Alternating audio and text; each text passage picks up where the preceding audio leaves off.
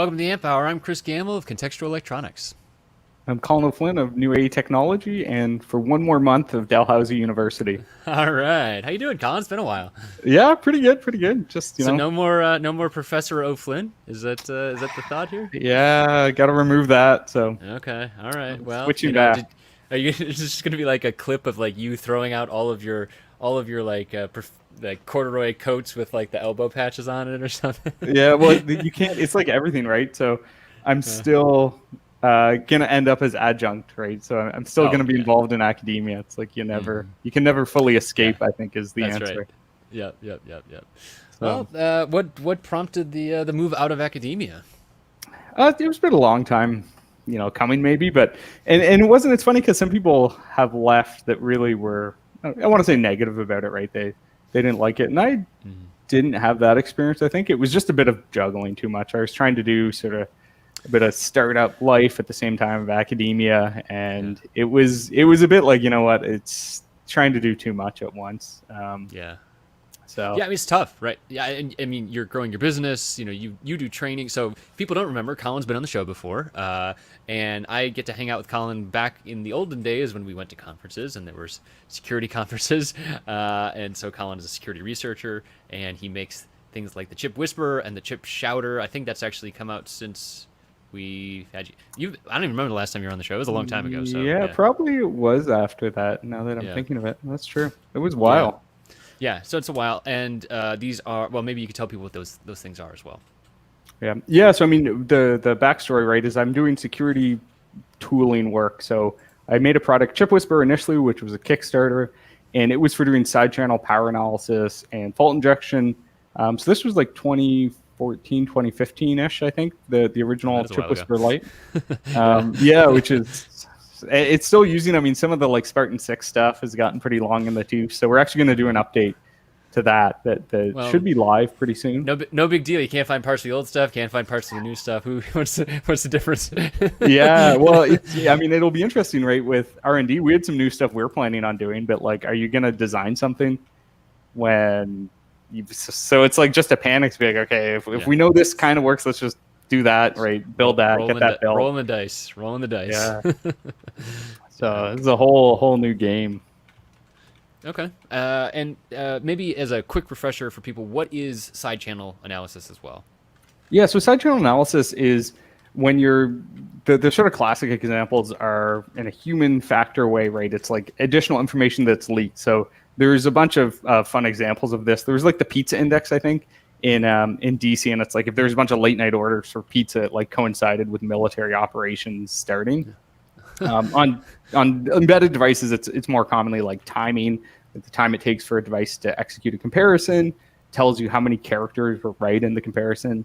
What I look at particularly is power. So it's like the power used by the device is related to the data being processed and stuff like that. So you can actually recover encryption keys really effectively from Yeah. digital devices with just power measurements. So Yeah, that was the demo when I got to go to one of your trainings, and when you were like recovering the keys, I mean, it's just like magic. It was kind of like in the what's it called? Like in the like movies when the codes are on the screen and then just kind of all lines up, and you're like, and then you just have this encryption key, and it's just like, oh, yeah, okay, and that's because of the stochastic analysis, right? Of like how much of 0 versus a 1 is. That sort of made sense to me, but then the back calculating it, that's the part that always kind of blew my mind. yeah. I mean, it's pretty amazing. And when you first explain it, no one believes it works. I mean, I didn't believe it worked. That's how I kind of got into it, Yeah, right? yeah, It's crazy. That doesn't work. And like really fundamentally, you can think of like on the digital data bus, it's like setting that data bus high or low. It's charging this tiny capacitance, right, of the data bus yeah, line. It's like, well, that takes power. And if yep, you average that enough, you will see that power difference, right? yeah, So yeah. you think So it's not going to work, but like people do it on, gigahertz processors and right, right, it and still so I works. mean the tooling like this chip whisper and stuff like that too. It's making it more accessible. I remember it was like more scriptable. It did Python stuff for writing scripts on it, and yeah, that Yeah, was yeah, exactly. I mean, and that was kind of the backstory to it, right? I started doing research in the area, and it's like fundamentally, it's not different what it's doing, but it's like you had to script together a bunch of oscilloscopes, and like you're using Visa and all this stuff, right? That anyone who's done that knows it's like not super portable. So if you want to give that to someone else, they've got to figure out, okay, how am I going to take your work and get it working in my setup, which is different, and blah, blah, blah. So it's like, well, let's make something really simple that people can replicate everywhere. Right, exactly. And so how has it changed then since the last time you've been on the show? How is the nature of this field changed in terms of, is it gotten harder? Has it gotten easier? Has it gotten more widespread? What are people doing kind of in the security industry? I don't think we've actually had a security guest on in a while. Yeah, I mean, it's interesting because this field is relatively old. I mean, the field was introduced in like 1999, you could say. The people that cared for the longest time were like, Visa, MasterCard, and especially pay TV type people, right? So countermeasures existed, but in consumer devices, you never heard of it at all. Yeah. I feel like that is changing, not as fast as I thought it would be, but I mean, you can see like the Silicon Labs EFR 32 MG21 A and B, they talk about power analysis countermeasures. You start to see, basically you're seeing like what I call consumer devices, right? So devices you might use yourself, without an NDA. Basically, you don't need to sign an NDA in order. Millions of them are starting to have protection against this stuff. So it seems like people care, or there's customer demand somewhere. Yep. Okay. And then, I mean, do you then see on the other side, chip vendors are providing more defenses against it, I guess? I mean, like, what is the implication, in any kind of system like this? I would imagine that there's, a evolutionary kind of aspect to it all, of like, if there's more people able to do these attacks, then there would be more defenses against those kind of attacks. Yeah, exactly. And that's what I mean with like so these people bringing it up, like Silicon Labs. So that device claims countermeasures against some of this. Right, so it's coming. It's still a little slow. I mean, there's all this lag, right? And the design time of the chips is so long. But when I've talked to vendors before, it's really like the end customers aren't asking for it, so then they're not designing it in. So it's like, if whoever's making IoT whatever doesn't think they need this, then they don't have demand for it. So then they're not adding this extra cost to all this stuff. So. Right. It kind of does. It does beg the question of like, is it the chip vendors adding more features that drives the adoption, or is it the push from the people in the field that ultimately drives the chip vendors? Right. It's like that kind of push pull side of things. Yeah. Exactly. And that's the part when I was starting this that I thought was kind of like what you needed, right? Is you almost need to like leapfrog, because people didn't care because they didn't know about it, right? So it was like self-fulfilling almost. It's like, wow. No one knows about side channels, so we don't care about side channels. So no one knows about it. So there's no chips you can do with it. So yeah, and I'd imagine like the other thing too is that if there's almost like the perception of like, well, I'm not big enough for anyone to care about reverse engineering my device, right? Like if I'm a small device maker, maybe consumer products, right? You could reverse engineer, get some keys out of that, and then spoof a wide range of like Google Home speakers or something like that. But if it's just some small industrial device, you're like, oh, who's going to bother with this? But that's kind of security models in the first place of just obscurity and similar. Yeah, I mean, and it's interesting. I mean, to loop back, so we're moving buildings now, and the building came with this like access control system. So I never looked at those before, to be honest. Despite being in security, and there's a lot of good stuff. So have you had Sammy Kamkar on this show before? Didn't think of that. I think so. Oh boy, it's been a while. Yeah. I know Sammy, but I think Sammy's been on. Jeez. Yeah, I said he must. I meant to look that up before because I couldn't remember either. But, right, he's done a lot of this work too. He looked at it forever. So yeah, Sammy's got a new company doing this stuff. Since we talked to him, he was talking about all the hacks and stuff. Oh yeah, I recorded at his place, I think. Yeah. Okay. So yeah, we talked about all his hacks and stuff. That was episode 308. So people will hopefully forgive me if I don't remember from 5 years. Yeah, where ago. I mean, did I talk to him on a podcast or did I just talk to him? Which that's right. Yeah. Which way? What is real life, I mean, it's Alan? interesting because like I said, what is real life? Right. Yeah, so we've been looking at it forever, but it's fun when you like finally get a chance to kind of have an excuse to look at it, and it's like, oh yeah. I mean, a lot of them are pretty terrible. Is it? Yeah, and so the one in here is pretty old, so I've been upgrading it to what's basically the particular company's latest one that they had to offer. So this one's like Cantech, which I think is a smaller system, it seems, than some of the others. But yeah, like, they it's funny, they list AES everywhere. It's like in all their marketing material. It's like AES 128, Uh-huh. boom, right, it's there. But it's like, Yeah. so the main unit on the wall communicates back to some server. But when you're setting it up, it's like, what is your UDP port? Tell me what port you're going to use to talk to this device, right? So it's not like SSL. It's just like encrypted with, and there's a key in the software. It's like, put your 16-byte key in here. So it's consumer choice, Colin. Okay, that's what people want. Give the people what they want. So yeah. It's like, I see why he made a company to do this better. Oh yeah, I think so. John Barry, who I work with now, he did a little bit of that at WeWork, and he talked about that when he was on the show. And it sounds like a disparate.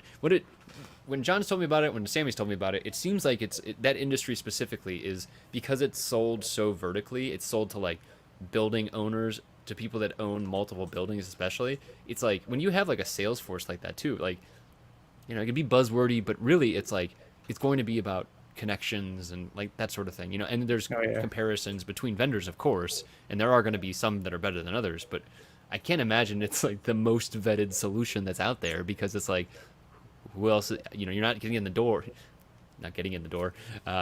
Sorry, those were quote fingers for people just listening. Terrible puns all around here, but it's very it's a limited field, I would imagine, and so there's not as much competition there. Yeah, no, I think you're right. Like that's for sure. I mean, this system seems pretty old. The one that was in here is quite old, and even their upgrade one. But yeah, I mean, like everything I'm buying a bit through eBay. I got a whole bunch of the readers actually to look at. So I got like a box of them on eBay. I thought you were just poking around in your system. You're saying this is now a new area of interest. Well, yeah. So I'm upgrading my system. So this is the new ones. These ones have like smart card capability, because the one that are on here are like the clonable. It's just like an RFID, right? EEPROM. So it's like, okay, I feel like if I have a security building company or security company, I shouldn't be using that. Right. I did get a cloner. Those things are pretty fun. I forget what they're called. They're like it was like a third generation, just like the Proxmart. Yeah. Well, yeah, I bought one. So this was like also, never had one for years. Yeah. So I finally had an excuse, and it worked out because I used it to clone. Like, we didn't have enough badges, so it's like, oh great, I'll just clone them because it doesn't matter, right? Right. But at that point, it's basically like owning a like one of those key cutting machines. That's the point, right? You don't need any specialized skill. You just need the original, and then you make a copy, and then you're like, oh yeah, good to go. Yeah, exactly. So it's easier, right? It's way easier. I just like put it on and less grinding metal sounds. So yeah, right. Sure. Exactly. That's great. I mean, I can't imagine that's there's probably not like super crazy tech in there either, though, because another thing is like it's just like this very widespread kind of thing, right? So it probably has very strong cost constraints versus something that might be a mobile phone or equivalent, right? Yeah, and that's part of that to see. So I ripped one apart, and it's like an STM32F0. It's like multi-processors actually, because they have BLE and all this stuff in it, because you can use your phone, you can use the mega high frequency cards, low frequency cards. But yeah, so the core processor that I haven't ripped it apart far enough to confirm that it has like an encrypted, right, AES 128 bus over RS 485 back to the main unit. But there's an STM32F0 in there, and it's like, okay, so clearly it's doing software crypto in that. So, and that particular device, I don't think has some of the higher level protection. So you can just dump the keys out of it. I'm guessing, kind of by design. So we'll see. It's like to do. Okay. So obviously, this shows that you are not lacking in terms of things to do. This also is, so we kind of referred to the beginning. I mean, you were doing the academic thing. You're doing this, new office, but also side projects, and then your business, your training, whatever. Back to the academic stuff real quick. I mean, were you doing, that was like a research position, is that right? Yeah, so it was a standard sort of like assistant professor. Right, you do research, you do some classes, some like undergrad, some grad classes. Okay.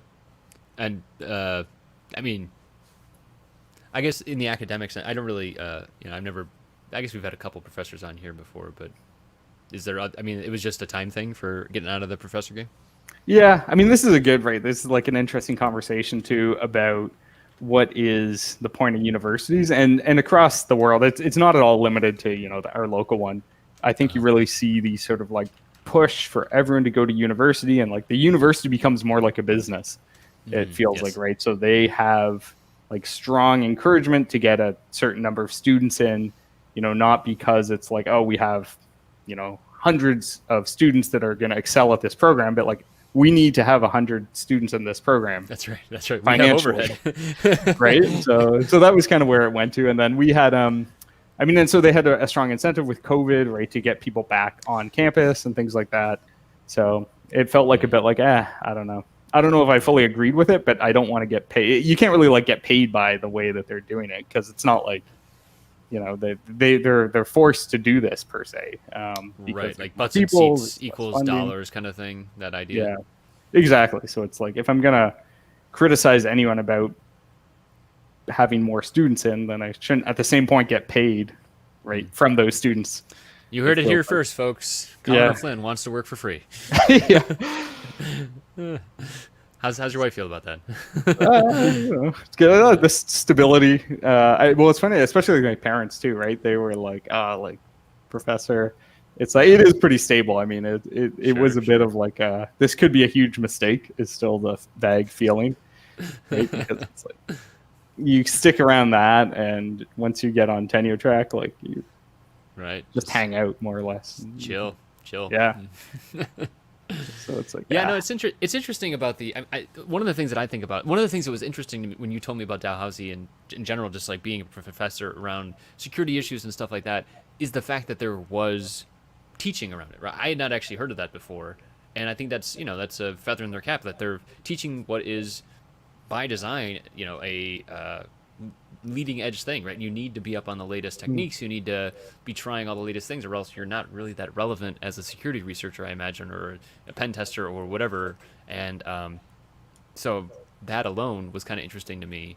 And then, but if there is a tenure kind of thing in there, like, there's not as much incentive to stay at the leading edge, I would imagine. Yeah, it depends, right? And it depends a bit like what the universities are and what they are, because like, lots of people so the guy, when I was a first year student doing physics, our professor, Jeff Don, he's like a battery researcher, so totally unrelated to my field. Right. But he was like an amazing professor for just like first year physics, right? Not like incredibly basic relative to what he does. But on the flip side, he's staying at the leading edge. Like, he works with Tesla quite a bit now. He has sort of some local connections there to some setups he's done. So it's funny what and I'm sure everyone's had professors like this. Some are like amazing, right? Some are like clearly kind of checked out a little bit. Yeah. Oh yeah. I had some of the latter. The ones Yeah. that I actually liked were the ones that I was most close to, I'm sure people will be super surprised by, are the ones who were in industry, who were doing hands-on stuff. And the ones that I did not like were the ones who were old school, very theoretical. This doesn't fit my persona at all, of course. But Yeah. but I imagine that you were the former, because you're still doing all this stuff and you're pushing stuff out there. So that's good. Yeah. I mean, it's interesting. It's kind of curious too. Like, so I'm not as looped. I went through Canadian university systems, but like, it seems in Europe, it's much more common. People switch to industry, back to academia in terms of professors. Like, I've noticed that a lot with people I work with there. There's sort of very common shifts back and forth. Right, which is pretty interesting. Like, I think here it seems very much like one or the other, and even going into industry, it's like, oh well, okay, you'll never be able to get back to academia because you won't have the publications kept up. So, right, exactly. Yep. Yeah, right, same like, in the US, I think, and just pedigree becomes more of a thing. I don't know, like adjuncts, at least in the US, adjuncts seem like they get kind of not treated perfectly. Yeah. So, no, it's. I mean, that's the thing. It's it's a bit of a carrot. So normally, I think the idea is, or I think what it gets used for is like, oh, do an adjunct for a while, and it's like interning basically. It's like, maybe we'll look at you when there's a position available. I see. Right. You can work towards the cushy thing as long as you work really hard for the first. Yeah, years. exactly. So I'm kind of doing it a bit because we have. There's some students I was helping supervise and stuff like that. So it's like, officially, it's easier if I stay as an adjunct, because then you're right. It's you're not tied like some in. like Right. It's not like a hard cut then. Yeah. Yeah, otherwise it's like some of these students we'd need to find new for their supervisory committee and things like that. It's like I technically couldn't do it if I wasn't associated with the university anymore, and Yeah. it's Well, I'm not. sure It's there's pretty push pull low. as well, right? I remember you end up hiring some people from the university too for new AE, right? Yeah, yeah, right. Which is a great way. I mean, and that's the other kind of value people put out there Sure. for the adjunct. It's like you meet interesting people that kind of want that, maybe want to leave academia but still work with you. So Yeah. Yeah. No, it's great recruiting pipeline. I mean, like I'm a very big fan of co-ops and internships. Co-ops are, a little bit better, I think, for the time and just the amount you can really sink your teeth into things. But overall, I think any kind of experience to just the real world problems is awesome. And and to be fair, some college programs too, they import real world problems, and they either have sponsored research projects or equivalent. But mine did not do that, so I went yeah, external.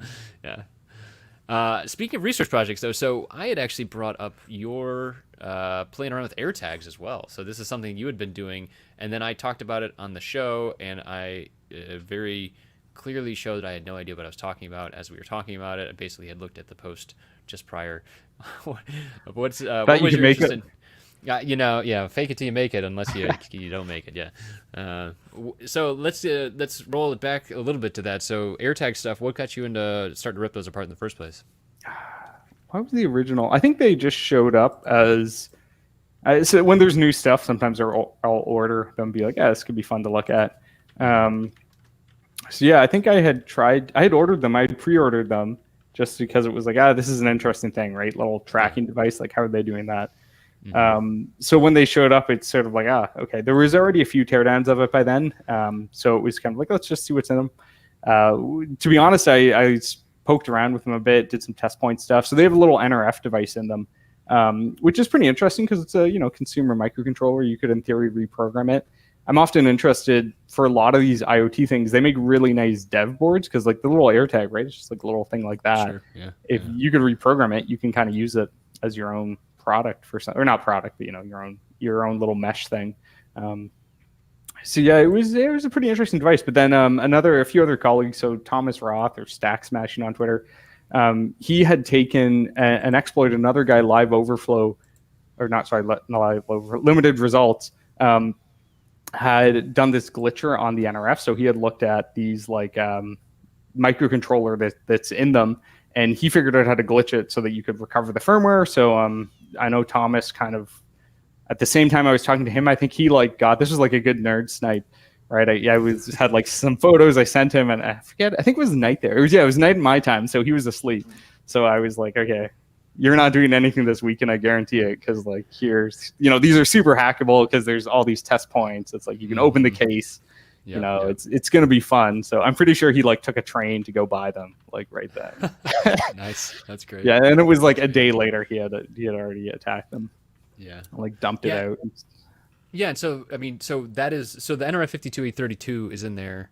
I remember that because I was trying to source them at the time. I was really pissed that they were, available to everyone except me. Not really everyone, but but then the one thing that I had said wrong on that was the UW1 or whatever it is, the ultra wideband chip that's on there. I was completely wrong about what that actually does. It's like range finding, I think, and I thought it was like a radar. Yeah, close. Really high frequency RF stuff. It's like a wiggle, but it goes faster. Like a signal that wiggles. Close. Yeah, pretty close.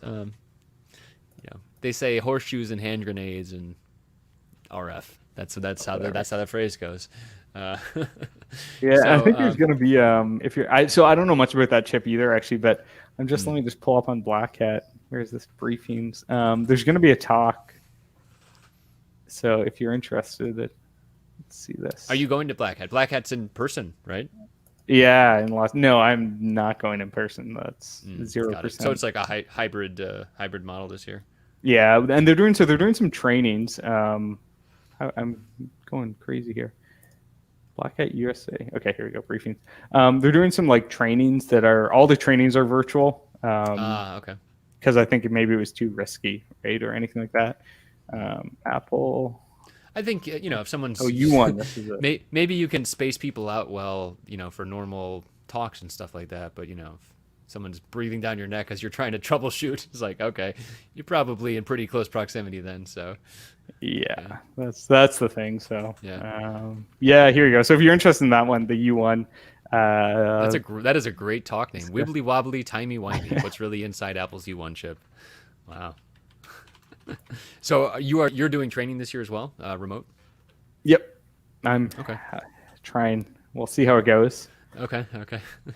Have you done any remote trainings before? I always wondered about I do remote trainings as well, but there's no hardware aspect to it. I mean, people are on their own for contextual electronics pretty much. But I've talked to Joe Fitz about his trainings. He's went remote. I know Dimitri and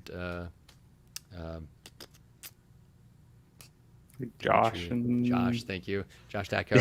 Yeah, they also do remote, right? So it's just like there is the security industry seems like it has, at least the part I know, has made some switchovers. So Yeah. I think, I mean, like, I only did one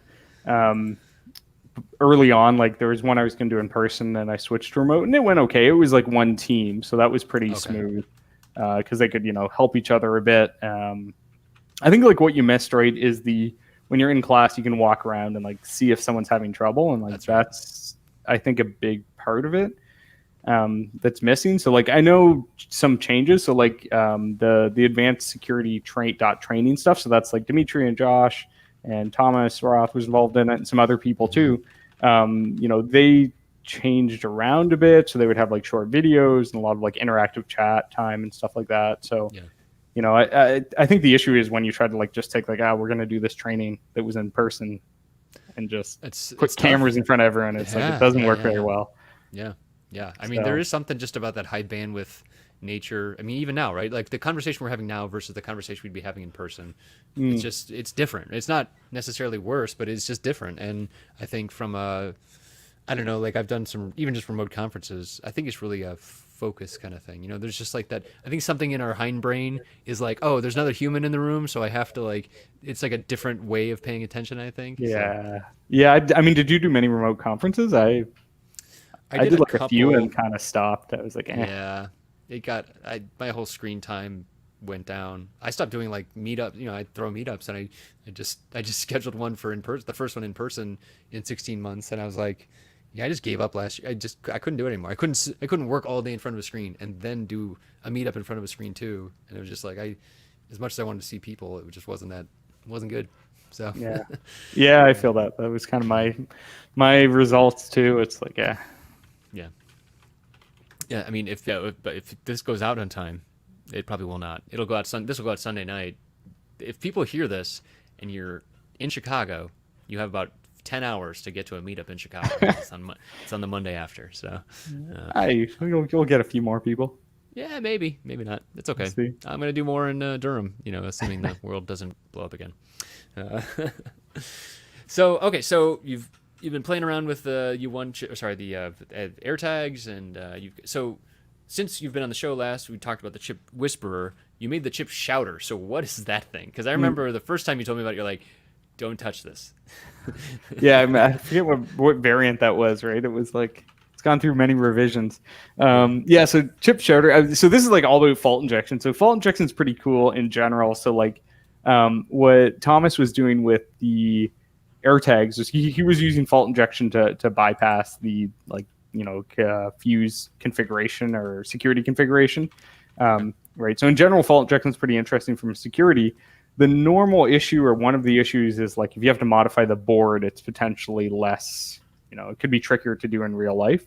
So chip shouter uses that EMFI. Demo doesn't get as many like oohs and ahs. You're saying, yeah, right. It doesn't feel like magic. The other thing too is sometimes it's the threat is amplified if it's like you don't have to modify it. So a while back I had looked at like a Trezor early version of our firmware fix now wallet, right? And it's like one of the things is that if you could clone it without leaving a trace, right? That's a lot more powerful of an attack than it's like if you have to destroy it. Right. Yeah, I hacked you, and then it's just like in pieces. It's like no, literally, it's hacked apart. Sorry. Yeah, right. So it's like maybe you can, if you were just stealing, Bitcoin or something, that's the threat, obviously. But then it's what if you just want to clone it, and then later they put a bunch of Bitcoin on it, you steal it at a future point. Yeah, that's a good point. Right. I mean, is there a lot of again? I haven't had people on from the security industry in a while. I don't really know what the state of the security industry is. I mean, is there like a lot of focus on crypto because of the potential value there, or where do you see focus Yeah, for I mean, I Sai? don't. It probably hasn't changed that much since you had someone on before. To Okay. be honest, or it doesn't All right. feel Well, like it's changed that much. then get out of here, man. No, I'm just Yeah, kidding. we talk about I don't know what else. Other Yeah. yeah, I mean, there's definitely more interest. Like, I guess the question is it translating to real? Right. Right. Yeah. Like, is there an actual threat, or is it just like FUD that's being sold to companies? Uh, it's Yeah. interesting from my perspective. So one of my friends actually contacted me about like he's like, hey, he asked me if I know anyone in the security industry about like how to do audits and stuff like that. And it feels like this kind of nebulous thing of like, I know it's important. My people I know it's important, and yet then what, right? And so it's like, then I guess I could call someone, but it's not like there's. Maybe there's standards out there too. Like, what should people be thinking of when people listening to this are designing embedded products or just stuff that might have some value to a malicious actor? What should they be thinking about? What is the checklist? Yeah. So there's there's people that have been trying to build that, and that's something, to be honest, that I was surprised. When I first started, I was like, oh, within a year, some big company is going to come out and make Yeah, this checklist, like UL, yeah, like someone who has the name certified. Yeah, recognition, yeah, exactly. right? It's like, it doesn't have to be that good, to be honest. It just has to exist, and like they're gonna sell tons, like Yeah, put the stamp on it and you just walk away. Then you're like, I'm good because I've got the CO stamp. yeah, It's right. UL. So Let's go, Colin O'Flynn, CO stamp. yeah, well, so I probably should have, right? Because originally I was like, oh, it's so Apparently, gonna happen. apparently I'm you not still even gonna can. bother think about Yeah, it, right? I'm not even yeah, gonna like put yeah, effort exactly. into doing this Yeah, because it's immediately gonna get. It's already happening, I'm sure. Yeah, yeah. I mean, people have been starting. So there's like ARM has platform security Mm. architecture, their PSA thing, Okay. which is actually pretty good. The first levels, like it's a self checklist, right? So it's not like there's Okay. a big fee to doing this. Um, and I bet you I could pull it up here. And like at the lower levels, it's like pretty simple stuff. It's like, did you turn on debug interface locks, right? Stuff like that. So Sure. Sure. and it's more about having that checklist to be like, okay, you should check it, and you should check it on the final one, because there's like, I've looked at devices. I think one of the Nest, either the smoke alarm or one of their smart locks.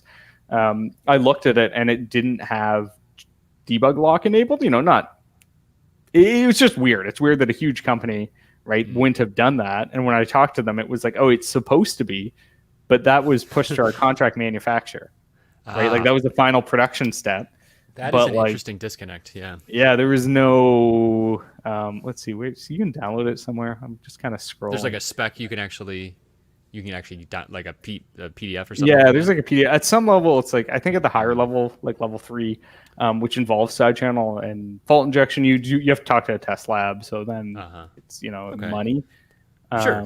But I think but that's the thing. Like when I think about approaching one of my clients and being like, you seem worried about security, you seem worried about, the potential that something's going to get out on here. Let's go through this process. Usually there's an implicit cost to it anyways, right? There's definitely a cost. There's some unknown cost to having a vulnerability, right? Having a recall, having a whatever's going to happen as a result of this. So yeah, exactly right. So I guess I should. Oh, here you go. Questionnaire. I just needed to find it. Version 2. Let's use version 2. okay, all right. Right. So if you go through this, it's like, Oh, it is, and it's like a fill in the blank kind of thing almost. yeah, right. So they're Like gonna a say flow. like, okay, here you go, assessment, and like a lot of this is just good, right? So it's like scope evaluation, name, right? Where is it? And for people listening, Colin actually has this on screen. We are actually. Oh yeah, gonna right. This is a post podcast, not video. a. No, why This is not? Why not great. both? Yeah, no, yeah. So, so this actually does. We'll link this in, of course, but you want to see what we're doing, and if you want to see future videos, of what we're doing. This is the second video we've done because it's gotten a little easier for us to do video here on the Amp Hour. So, why not? Yeah. There you go. Yeah. Anyway, so it's pretty good. I mean, it's a good reference, right? Oh, I should plug. You know what? I'm terrible at marketing, right? So Jasper from Riskier and I, we have a book coming out with No Search Press. Okay. So What's the title? Hardware Hacking Handbook. Oh, that's a great title. Yeah, there you go. So there's an updated cover that's going to be pretty cool, and it's going to be 500 pages ish instead of 300, like it claimed. So I think they might have to update the price. But what's in there? So it's like a how to become a hardware hacker kind of thing. Yeah, so it's more. I mean, this talks a little bit more. The backstory to this is, it started as like a bunch of other people were involved, and it was just getting slow because everyone was busy, right? It's right. Yeah, the more people involved, the more the more meetings you have to have, and yeah, exactly. And it's like, and like a lot of us, so like, Joe Fitz was involved, and like he was really busy. So he actually contributed one of the chapters. He just gave it to us in the end. Was like, okay, here you go, make this happen. Right. So it was supposed to be like a big, more encompassing book. I mean, Jasper and I really started with side channel and fault injection portion of it, and we kind of filled in the rest. But yeah, it's probably of interest if you're curious about hardware hacking. It really does slant more towards those, higher end attacks, let's say, rather than talking about like, how you should. I mean, we don't discuss how you should do secure boot at all. Like that's not right. How to do it properly. It's more like, here's how it can be broken, which I think that's great though. That's like getting kind of situated and like understanding what the expectations are, right? It's like, or even how deep someone needs to go. It's like, oh well, I can learn this when I encounter it, or when I get to that part of the project, versus I should be training for 2.5 years to even get to the starting line. Like that's a pretty important distinction, I think. So. And that's actually a good point too, right? When you say like, what should people do with security? And it's this like balancing problem, right? So I think like sometimes security people, myself included, can be a little terrible because it's like, oh, here's this product. I wasn't going to say anything. Right? Okay. Oh, you're so nice, right? It's like, yeah, well, there's some like comic about that, right? And it's like, oh, here's this product. And it's like, you spent like 10 years carefully building it, and like security guy comes along. He's like, oh, that spot right there. That's never going to work. Right? Oh, boy. Yeah. Yeah. It's like, right. Whatever. Yeah, you better start from scratch. And it's like, where have you been hiding? Yeah, right. So I mean, I think it's also realizing, and this is where that like ARM PSA thing I kind of like, because it's realizing you don't have to be perfect. You don't have to, like, you probably don't care. You may not care about some of these advanced attacks. That's fine. Yeah. That's a totally valid answer, right? That's probably a smart answer in many ways. Yeah. I mean, I think about it before meeting you and other people in the security industry too. It's like the idea of like attack surfaces and like all these other things, and I was like, oh yeah, people will probably care. There's probably some value. There's monetary value. At the end of the day, it comes down to monetary value, right? And then you kind of back calculate like, oh, okay, well, there's some kind of secret sauce in there that isn't necessarily just the IP. It might also be the keys to the web kingdom that then can be used for X, Y, or Z in order to extract money, because there's value there, like all the way back. And like, I didn't have any of that mindset at all.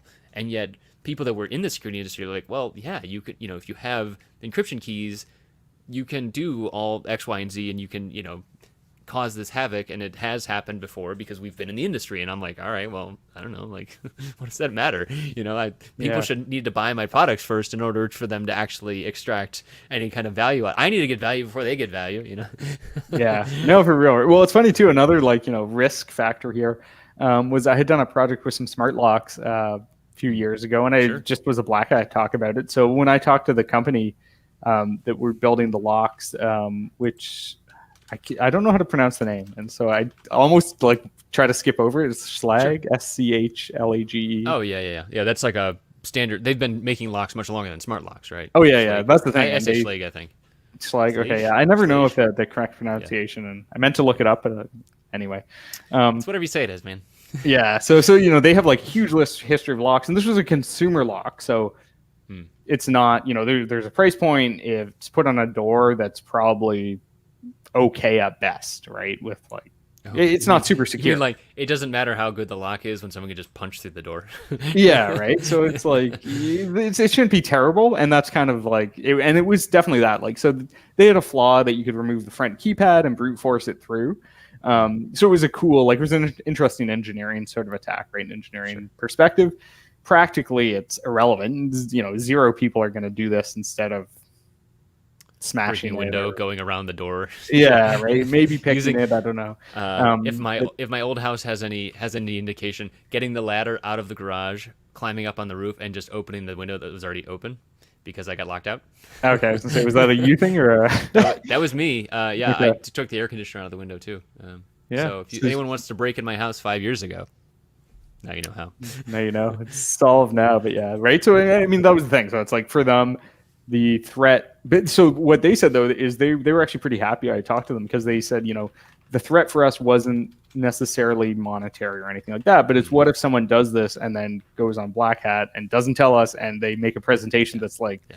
you're going to get murdered if you use this lock, because you do see people that and then try the to- headline is that only, right? yeah, Slash exactly. locks, So that was get their people murdered. thing. So it's like, the threat to them was they knew it wasn't so terrible. Reputation-based. It was a threat to the consumer, but to the marketing side. So Sure. Yeah, and I think that could be true of a lot of things, right? Yeah, I mean, there are different levels of monetary. I mean, I guess even reputation-based could have a monetary aspect to it, but yeah, I mean, if you're looking at like a bunch of smart locks in Home Depot, right, and you're like, oh, I saw a True. bad, CNN headline about this one, Yeah, right. and they're all kind of the same. Like they're pretty similar, all these things, right? It's Right. like I don't think it takes that much to nudge people one way or the other. So, and it's funny for them. For him, the guy I talked to, it worked out really well because he's like, yeah, they were just setting up, the IoT security stuff and figuring out budget.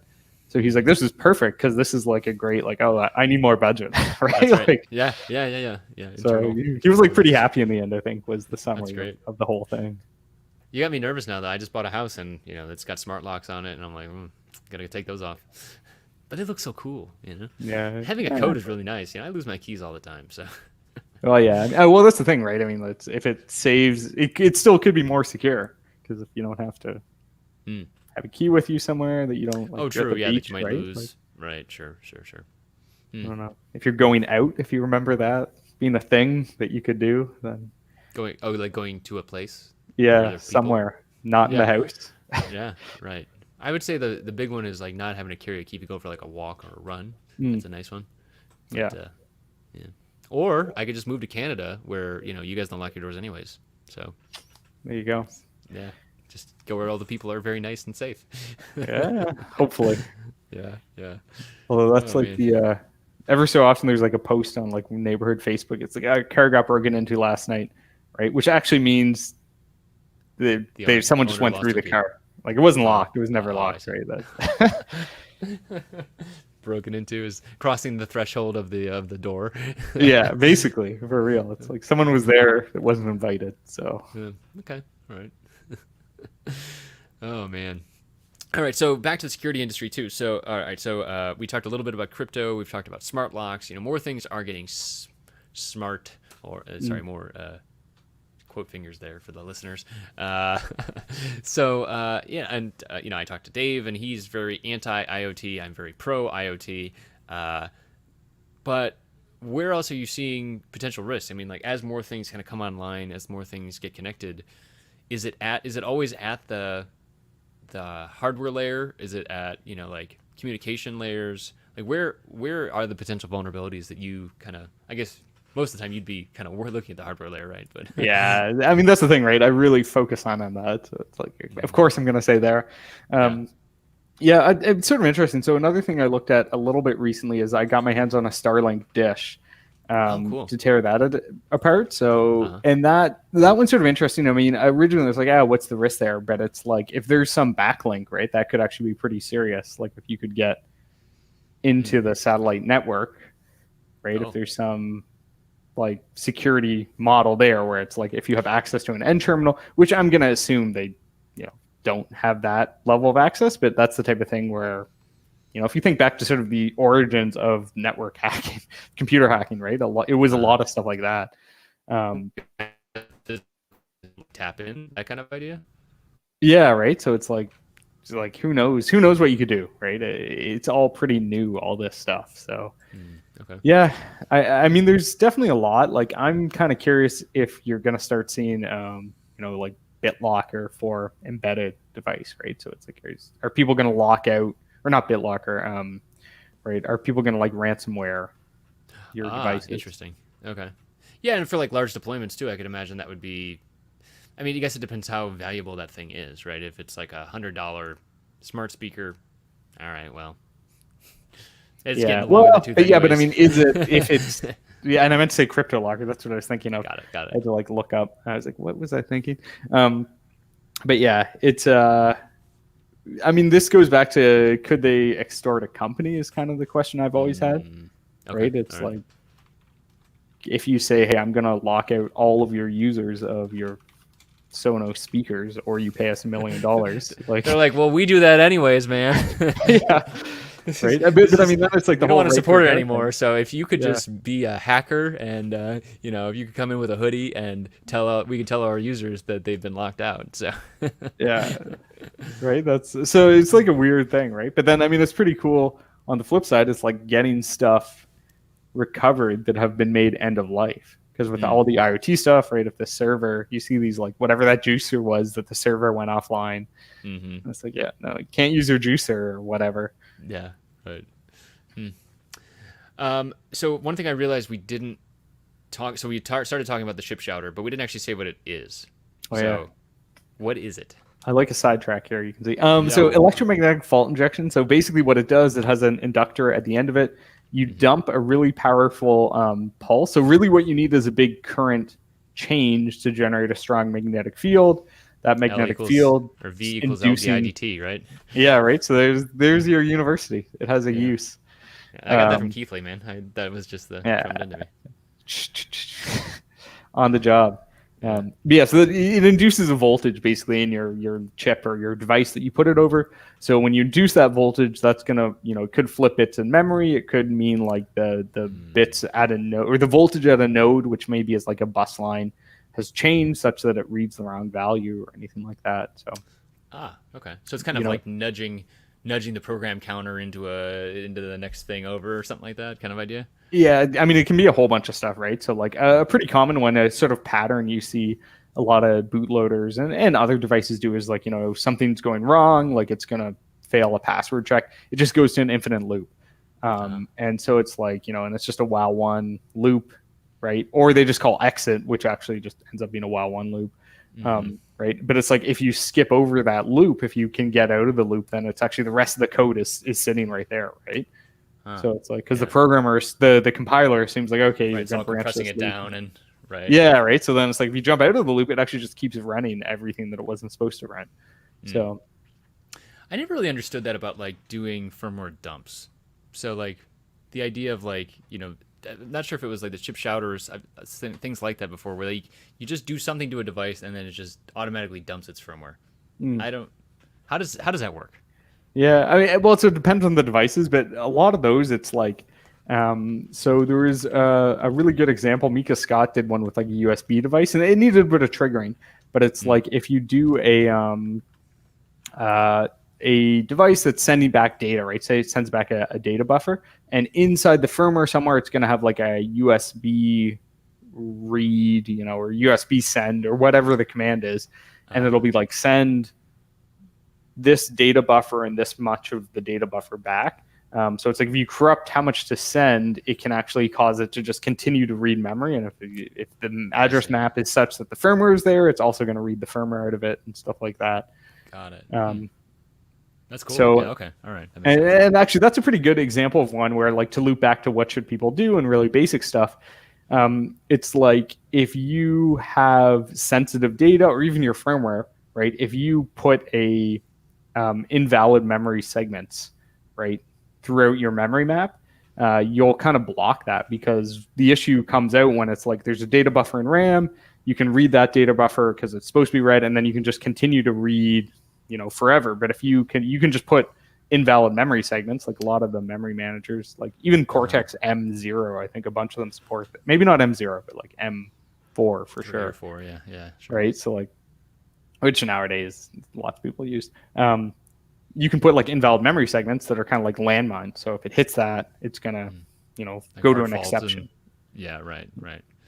Oh, that's cool. Okay, that's it. Yeah, I'll have to check out that list. I think I've never seen anything like that, but it's important to.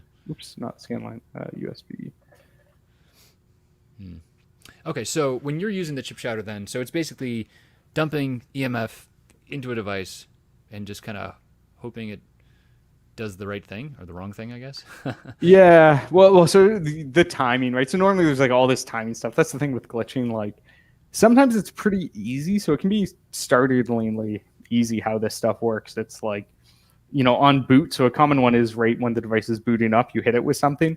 So it's like reading from memory configuration or fuse, and then based on that fuse, maybe it turns on or off a JTAG lock. So if like at the right time you skip over turning on the JTAG lock, it just comes up on lock. So several of the like more interesting or I'd say more used glitches or stuff like that, where it's like they're just trying to dump memory, so they get the device to come up and disable, not show its JTAG's lock status or some lock status thing. Okay, yeah, that makes sense then too, because from having JTAG access, you can just go and peek and poke at memory and just pull it all out then. Yeah, exactly right. Then it's pretty straightforward most of the time. So. Okay. Cool. All right. Yeah. I mean, do you hear? I mean, do you get feedback from your users like Chip Shouter, Chip Whisperer? Do you get to hear about this sort of stuff, or does it go kind of dark after you sell it? Yeah, a little bit. So like, I mean, also, have you ever emailed HP to be like, thanks for the scope, this is what I did with it? Well, but they're not as friendly as Colin O'Flynn is, Okay, so I mean, I think a lot of people don't do it just because they end up don't. But really, Hillary's more friendly too. I mean, like if you can get a hold of Hillary during the customer support process, it's gonna be a lot nicer. Life will be easier. Yeah, that's right. I mean, that was the kind of cool thing, right? That I was happy I did with Chip Whisperer is like because it was kind of targeting academics. You also see the results in papers, so like we do see quite a bit of output in that. So I always like to see like what people are doing with it. And even if I go like since 2021 on Google Scholar, you can see, hey, here's like 58 papers that people have used, and some of them, sometimes it's just a reference to it, but you'll see people doing like a lot of deep learning stuff. It's pretty cool because people will implement entirely new stuff on FPGAs and use Chip Whisperer to test some of that. And that's something I wouldn't have thought of, but that actually makes a lot of sense, because if you're trying to basically, I mean, even the simple demo that I had tried out and got working, it was basically pattern matching. But now if you start to put higher levels of compute against it, I'm guessing you could probably draw out even crazier amounts of even more stuff in the noise, basically. Yeah, exactly. Right. So yeah, so it's, I mean, that's the cool thing that I kind of like that feedback, right? It's like pretty interesting to see people, and we'll see blog posts. That's pretty cool. And like, people will use it in other courses, which is pretty neat to see. So it's like the plus side of the sort of more open source, open side of things is you do see that feedback, right? That I think if you're just selling to finished product only to whatever people like commercial companies, you're never going to hear through a distribution channel, right? You're just like, all right, well, someone probably bought 50 units because I just have to restock 50 units. Yeah, right. So it's like, where? Who knows? Yeah. Well, on the topic of restocking 50 units, how, one way that you and I interact pretty regularly is on the consulting forum and hearing about sourcing woes. But I think you started that thread about sourcing woes. But how has it been sourcing for things that have FPGAs and great, life is the best. I love it. Yeah, awesome. All right, great. Done. Next topic. No. Yeah. I mean, it's been weird. We've avoided some issues. We've definitely got hit with some stuff. I don't think we've had to stop any production yet for it. I don't know if that'll happen. I think the bigger hit is on there's stuff that we're gonna do with R&D that I didn't bother because it's like don't have time to do the R&D and then do a prototype, and like I just need to buy stuff now. Right, that's the killer. So I think I don't know. I worry about a lot of small companies too if we're gonna see more issues, because there's a lot of people like me that have a small company with a few products that are pretty margin sensitive, I think, right? And it's like you sell some products, you use that money to fund a new run and buy some more product, blah blah blah. But it's like now it's like, oh crap, we might need to buy a year's worth of chips for something we might be doing. So actually I'm doing that now because we have a new capture board Chip Whisperer Husky coming out that I'm setting up a crowd supply for. But like it's like I'm gonna buy 100 or 200 at least quantity parts for some of the stuff that I'm pretty sure we're gonna end up using in the final production, but that production won't happen right for maybe a while, right? Like I Right, won't see any money out of it. you're just pre-buying for safety, basically. Yeah, exactly. So it's like really it screws up all the cash flow stuff because it's like, okay, now. Right, small business cash flow. Yeah. Yeah. So I don't know. So it's a weird, yeah, it's a weird time for a lot of this. Like, so I don't know. We'll see what happens, I guess. But Okay. Well, I mean, yeah, you mentioned like supporting older stuff too, so I mean that's been okay as well, like in terms of sourcing old stuff. I guess another thing that I wanted to bring up is that you are a pretty big proponent of your desktop pick and place. I'm curious about how that's been going. I mean, is that still a tool in your arsenal, or use it less these days because of time? yeah, I mean, so we've used it less as our volume's gone up a bit. So in some ways, and that was always the thing. It was like, it was really good. It helped, especially when we were smaller with cash flow, because you could do stuff like buy, parts that were going to be an issue, to store them, and then parts that weren't going to be an issue, right, or were more expensive, we could run later. Some of that's gone down though, because I mean, like JL PCB or JLC PCB, right, doing their like super cheap. I don't know if you've used that at all. That they're like, No, not yet. Yeah. okay, yeah. So they do. It's absurdly cheap would be how I described it. I don't know if it's changed recently.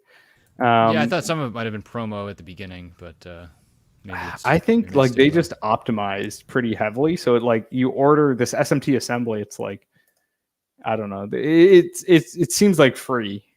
I think there's some Colin is not minor. sponsored by JLC, nor is this Yeah, podcast. right. I guess I We should just- say that. I mean, we're just cheapskates, right? I mean, that's what hardware people are. I think it's just Yeah. part of the ethos for some reason. Yeah, which is true. I mean, Optimizing. which is It's about interesting. With, like, optimizing cost, I think. yeah, the whole question of, so I forget, but I had scoped it, like I was doing this chip shover, and like I think getting them to assemble it, getting the board, them to assemble, they don't assemble at all. It's just whatever parts they stock, which is not everything.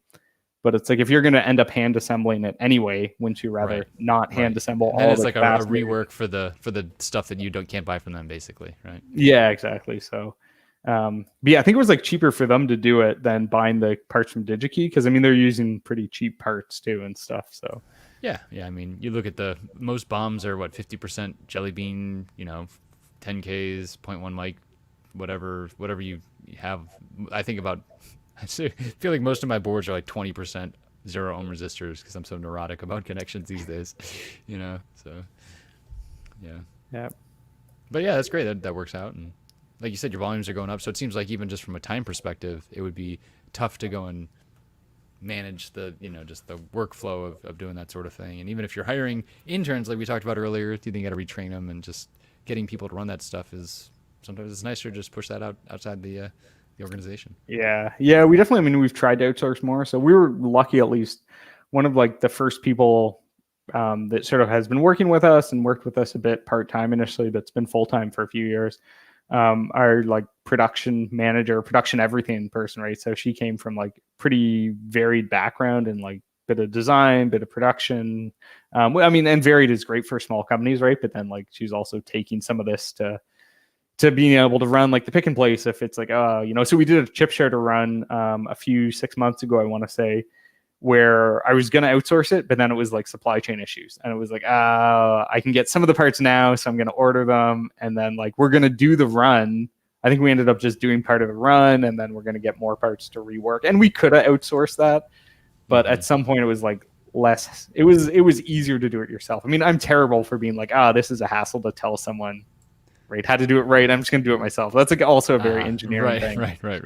It's like you end up doing 100 things because you don't want to outsource it. Yeah. Yep. Because in your mind, it's going to be easier. Right. But I get to choose whatever 16 hours I work, I think. Yeah. That's what I always think of. Exactly. Right. Somehow it's better if it feels like you chose to do it. Yeah. Well, what else is exciting coming up for you? It seems like the conference schedule is always a fun time, but it's not really a thing still. So, what else is kind of exciting in the world of security and the world of new AE in the near term? Yeah, I think we're just going to be doing so the sort of new feature refresh. So this Chip Whisperer Husk, I mean, we basically moved to like a 7 series FPGA, some newer stuff. The one big update is, so with the original Chip Whisperer, it's like I did the FPGA stuff, right? So it's fine, right? Technically, it is FPGA stuff. The guy that's doing the new one, so we had hired, who joined us a while back, JP. He worked with Synopsys before, so I mean, like, you know, he's like actually doing it. Yeah, it's a real FPGA now. You're saying, yeah. Yeah, so I mean, he has like the whole thing is simulated. Right, which nice. I'm supposed that's the thing to people do. Yeah, of course. They don't just try it and see if it works, and try it, see if it works. Yeah, that's what I did. Well, they do it in digital, right? I mean, like that's. Yeah. So it like optimized. So the code itself is a lot more sane, but he's also with a larger device. It's adding. There's a lot of stuff where it's like, oh, that's super cool, and it was always just too flaky to do. So having like a logic analyzer built in, so you can see what's going on. Like if you're doing clock glitching, right, being able to see, like, oh, this is what my clock looks like, right? Nice. Pretty simple, but before the solution, which worked, was like just attach your oscilloscope, because to be honest, that's easier than Colin figuring out. Right, and you have one, and other people maybe don't, so it's like, all right, now it's more self-contained, and yeah. So that would be pretty cool. So I think we're gonna spin that into like another higher end, because like we kind of, you know, on the question of small company and all that stuff, we've kind of tried to keep like a cheap and an expensive product going at the same time. So it's like, yeah. Because you guys made the Nano at one point, right? You made like a Chip Whisperer Nano or something. Yeah, so that one still exists. We can still get parts for that. So it's like a $50 one. Yeah. Right. So we're kind of just thinking people that are listening that maybe want to get started with it. That might be a good place to get started and try it out for pretty low investment. Yeah, exactly right. And that was kind of the idea. And like eventually, I'd kind of hope to do like a conference badge with it or something at some point. But it's sort of like, you know, supporting all that. So I think we're gonna do a higher end version of this, but again, using the like new architecture, right? So it's like new FPGA. It uses Vivado. The old one used ISE, which like I think you can run on Windows 10. I don't even know if you can. Yeah. It was like very. Any thoughts on the open toolchain stuff, or is it just not what you need? No, we haven't. I use Altium, right? So this is like the anti-open source. No Corporate, I believe, is the subreddit for that. Yeah, right, exactly. So no, actually, I'm doing the Zero to ASIC course right now for fun. Oh, you are? Oh, that's cool. Yeah, it's Matt Venn's course. If people don't know. Yeah, and it's really cool. So basically, I was curious. I mean, the ASIC side opens up a lot of stuff. I mean, the speed is insane, right? That's the real crazy thing, is how quickly you can reconfigure stuff, right? So like you could go from high level language to reconfigured in, you know, under a second. I'm pretty sure with some of the stuff that I've seen. Claire, I think Claire Wolf was posting on Twitter about that, or who was? I just saw something recently about that. Yep. Yeah. Yeah, we have to. I mean, we pretty regularly have people on. We just had Michael back on from Ant Micro, and they're doing a bunch of stuff in there. But yeah, I think we keep pushing that around here, and I should really take that course too. But it's always interesting, like the application side of things. Like I don't do many FPGA things. I mean, like I feel like the stuff you're doing with like signal analysis, things like that, it really fits very well. But certain products that I'm working on, like if I'm just adding IoT to stuff, it's not really necessary. FPGAs are probably not the right answer. But I mean, with part shortages, maybe it'll be like the right. Ultimate flexibility until you can't buy the FPGA. Well, that was, I mean, going back to part shortage. So we had a kind of fun. I think this is why I started the thread. Was I was doing a project. So some of this new board stuff where we're trying to support some people that are actually going to be using some of these, and so it was like they needed it. It was like, you have to deliver this, and we'll pre-buy some of this stuff for you to help you out.